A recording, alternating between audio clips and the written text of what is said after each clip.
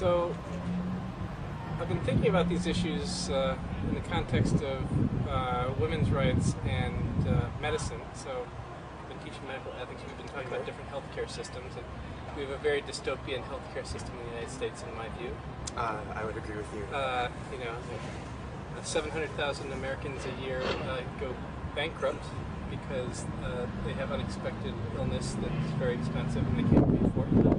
I used to live with a quadriplegic guy in college who'd gone bankrupt. He went jogging and got run over by a red truck at 6 in the morning. He became quadriplegic, and he didn't read the fine print of his kid private insurance, and the fine print said that they cut him off at a certain point. If he's too expensive, of course, they only cover about half of his surgeries, and if you get run over by a truck, you need a lot of surgeries if you're going to survive, so he went bankrupt. And so I've been thinking about this issue a lot, and I was recently in Canada, and in Canada they do a number of things differently than the United States. They have less extreme poverty, more access to education, everyone's covered by healthcare. So basically they have a lot less inequality. So the rich people are a little less rich, the poor people are a lot less poor. So it's more like a big middle class area compared to the United States, at least. So that would be sort of one utopian vision that I would have. Sort of a practical utopia would be to be more like Canada or Norway or Sweden or Japan or Germany or France in terms of how we do healthcare. And how we deal with inequality. You mentioned women's rights as well. How do you feel about, have you looked into like things such as childbirth, like natural childbirth, or like I remember for one of my classes we went over like the different models of medicine, and we were comparing like the technocrat. I think one of them is called the technocratic model, and there's the holistic model. Right. And the holistic model seems to be one that we should try to utilize more, but we watched a couple documentaries on how it's actually better for women to give natural childbirth. Yeah, most countries like Britain and Germany, they have a lot more people doing natural childbirth, often at home with a midwife. Midwives are very well trained there. They work with physicians. Of course, it's paid for through their universal health care system. So they have access to prenatal care and so on that a lot of women don't in the United States. The United States has one of the highest infant death rates and maternal death rates in the developed world. It's because a large number of people who don't have health insurance don't have access to prenatal care that leads to these good outcomes. And holistic medicine, preventative medicine especially, has much better outcomes. So I think one utopian vision would be that every woman in the United States had access to free and comprehensive prenatal care, for instance, or free and comprehensive OBGYN care. There are a lot of women in the United States that don't have this. It leads to very bad outcomes for our society. A lot of preterm labor. Babies who get very sick. This is very expensive, and of course immoral. Harm so many babies and so many women. So that would be another part of the utopian vision that I would have. We could do a lot better here. Okay. So more of a kind of like reform of the medical aspects of society and that would be giving more women's rights. Okay. Yeah. That's perfect. Yeah. What kind of obstacles do you think the United States has in achieving like universal health care, or like what's preventing us from getting it?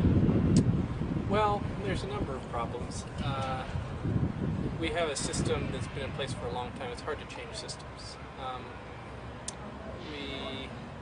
For instance, the last time we tried healthcare reform, it was basically killed off by a huge advertising campaign paid for largely by the insurance industry, saying that, oh, this is socialist healthcare, we'll all get sick and die like in communist Russia or something like this. It turns out that we're actually sicker in the United States than these other countries with universal health care, so it's just the opposite of what they claimed. But in the United States, we spend so much more on health care than other countries, and many of these profits go to these large companies that then can pay for lobbyists and PR campaigns. We pay almost an extra $1 trillion a year versus what other countries pay per person. pay more than double per person. It's a huge amount of money, and so they can take a little of that $1 trillion and spend it on PR campaigns and lobbyists to lobby congressmen and women, and it makes it very hard to do healthcare reform. Now, the recent Obama reforms were largely done with this in mind. They got the pharmaceutical companies on board and the insurance companies on board, basically by setting policies that will give them more people. The universal access will require more people get insurance. And it's unclear whether this will solve all the cost problems, but it will certainly solve some of the access problems too. But yeah, he had to work within the profit structure that we have here, which isn't true in other countries. Interesting. Do you think that things are able to change, and within a time frame that would be, Yeah. So some fantastic things have changed in the United States in the last 50, 60 years. So 50, 60 years ago, a woman who is being beaten by her husband, let's say, would have thought of it as a private problem. And the police would have largely thought of it as a private problem. That's between her and her husband. That's a family problem. We don't want to break up families by sending a guy to jail. So we'll let them deal with it. And in many countries today, it's still considered a family problem and a private problem. It's not a state problem. It's not a government problem. It's not a police problem. And over the last 50, 60 years, that's really changed in the United States. Now it's a police problem if a man beats his wife, not a family problem.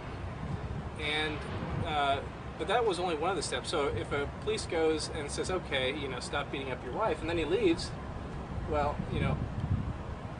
a lot of times the women are financially dependent on the men, especially in sexist societies where women make a lot less than men, and they have children, then they care for their children, so they stay with these abusers. But in the United States, over time, what we had is, okay, we have women's shelters, that's an alternative place to live, and we have the Duluth model, which is very famous, of separating the abuser from the woman for a certain amount of time and giving her these alternative options and giving her alternative economic options. You don't have to rely on this guy. You can.